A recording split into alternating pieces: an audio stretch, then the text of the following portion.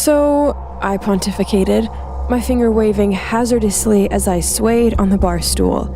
Andy finally broke up with me after weeks of my self-sabotage because I not so subconsciously looked down on anyone willing to date me. Today's fight with my mom probably ended our relationship for good, and the cherry on top is that tomorrow's interview for the regional supervisor position is over before it starts because I'm up against the chief financial officer's niece. What do you say about that? She sighed and crossed her arms. I'll say that I'm sorry because this bar closed half an hour ago. I slipped off the bar stool without a word and walked in a semi-straight line toward the exit. I always feel slightly underwater when I'm drunk because the world gets wavy and no one can say anything to hurt me. And of course, because enough of it will kill me. I chuckled and pushed my way through the door, stepping into darkness. Shit, I mumbled as the latch clicked shut behind me. I'd gone into the alley instead of the street, leaving me to wander in complete darkness until I picked my way out. I looked to the wavy light ahead, balancing delicately as I moved toward it. There must have been an echo, because every one of my steps was immediately followed by another. No, not an echo. Someone was following me. I expected a jolt of adrenaline, but none came. I was okay with being followed. I realized that I didn't want to live or die. The knowledge arrived with a distant sense of surprise, curious but far away. Step, step, step. It was getting closer. I wondered if it would catch me before I found the light. Yes, he would. But I kept walking toward the street lamp ahead. It was beaming just beyond my grasp. As I reached, I felt a full body chill as his arms touched me. Together we walked out of the darkness. You look lost. His words were colder than his touch. I pulled my arm away like it had been burned, then turned around to face the man. He wore a gray trench coat that appeared nearly black at the edge of our dark alley. It suited him. He definitely looked the part of an alley pervert. Do you love your life? I stared at the ominous-looking man. He was ancient, probably in his 80s, and he wore the years hard. His cobalt blue eyes sunk deep into translucent skin that turned opaque only in the bags beneath his lids.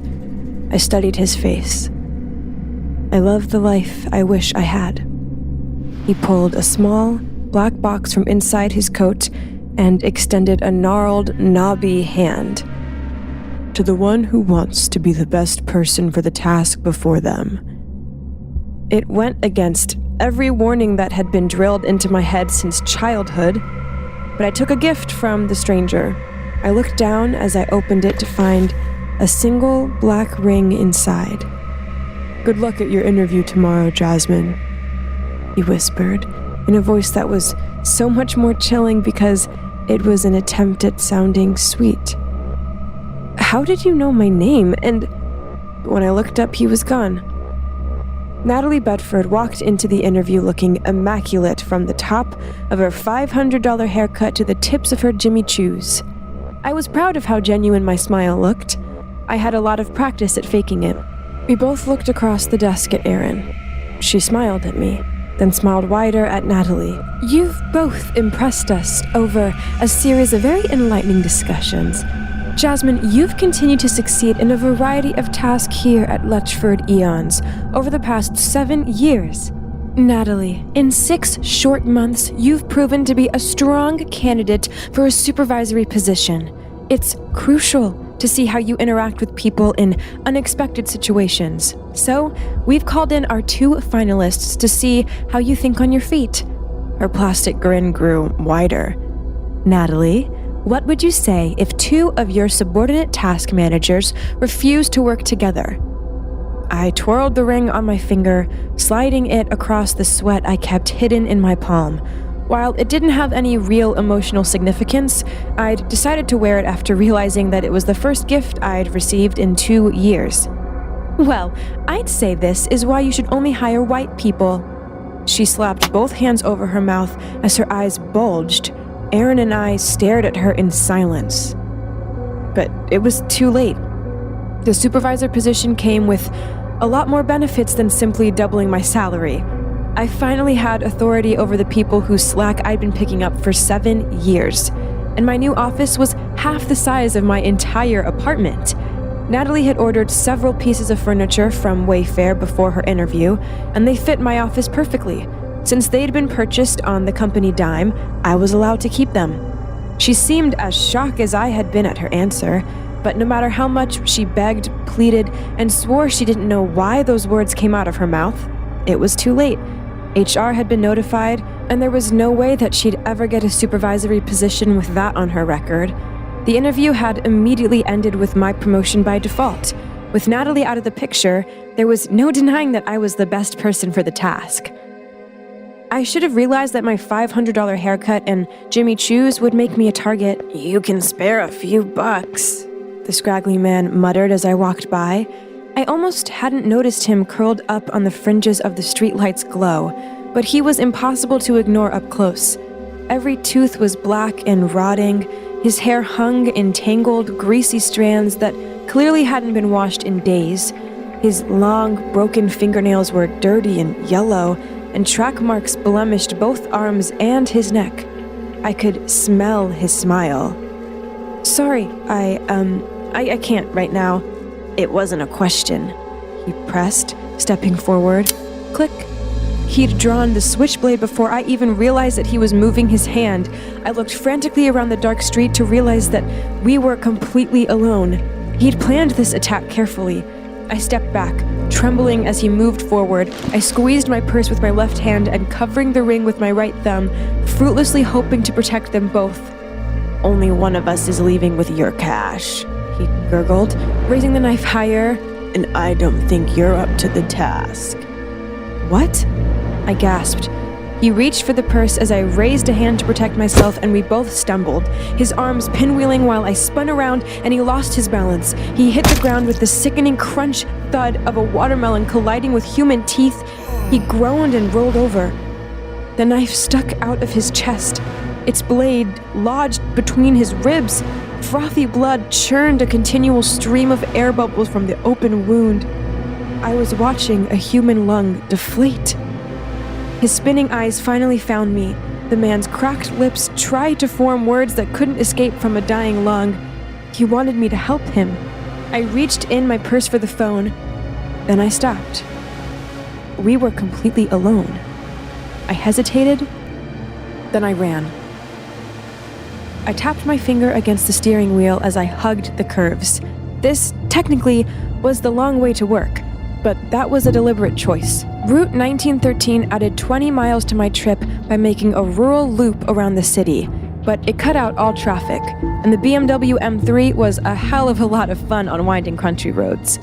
I spun the ring on my finger as I smiled, lifting my hand as I reminisced, finally telling Roger in accounting that he needed to spend more than 10% of the day on his actual job. The ring bounced off. A jolt of fear shot through me as I instinctively dove after it, slapping the floor in panic. I knew I shouldn't take my eyes off the road, but I only took half a second to grab it before I was looking out the windshield again. The car was still going straight. I relaxed. Then I realized I had changed lanes and was about to drive into oncoming traffic.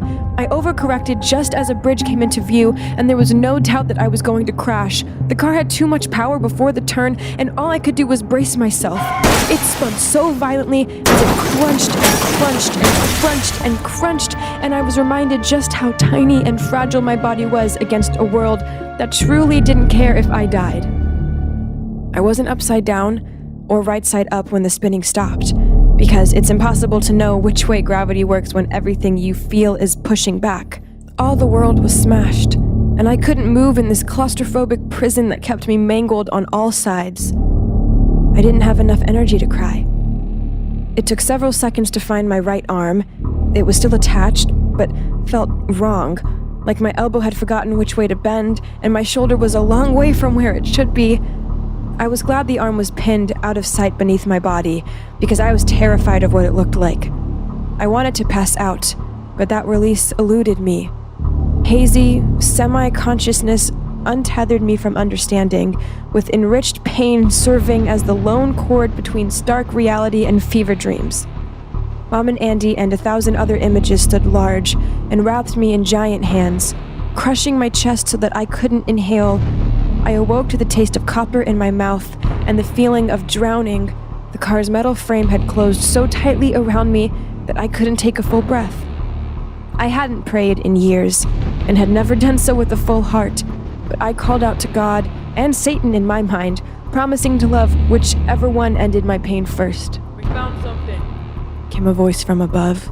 It sounded distant, like it was filtering through a swimming pool that wanted to drown me slowly, but they came closer, and I made the stupid choice of letting myself hope. We're going to set you free. Just hang on for me, okay?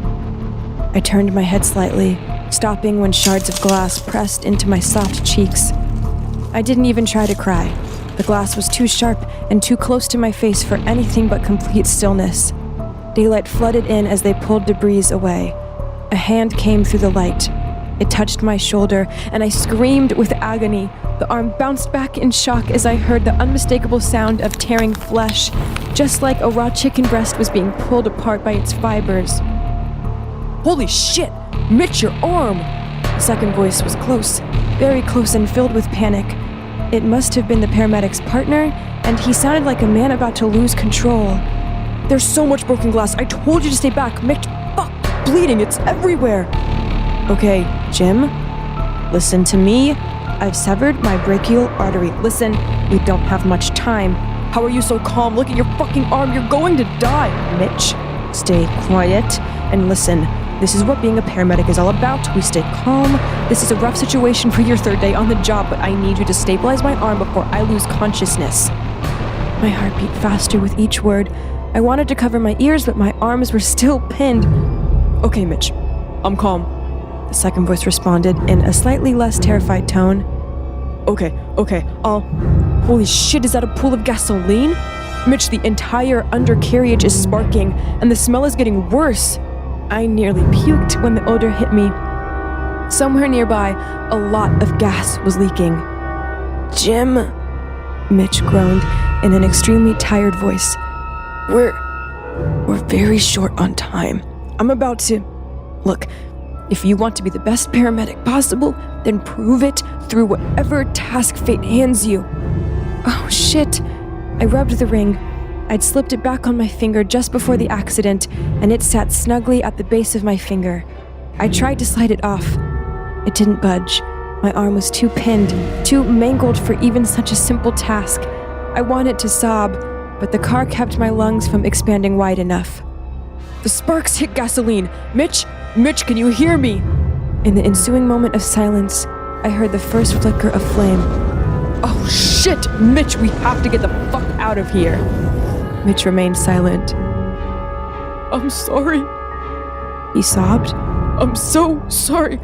I should have never been a paramedic. I should have never been here at all. The receding sound of his footsteps was quickly replaced by the noise of a growing fire. For the first time, I spoke. I didn't realize it before, I moaned, and I'm sorry. Please, somebody hear me. Please. I cried softly as the glass cut my face. I want to live. My leg was suddenly wet. Heat followed. The fire was still small and would nibble at little bits of me while it prepared for the main course. I sobbed openly now, not caring that my cheeks were getting cut to ribbons as the heat began to roast my leg meat right on the bone. Thanks for listening. If you enjoy these stories, be sure to subscribe to the podcast and check out some more of my episodes here.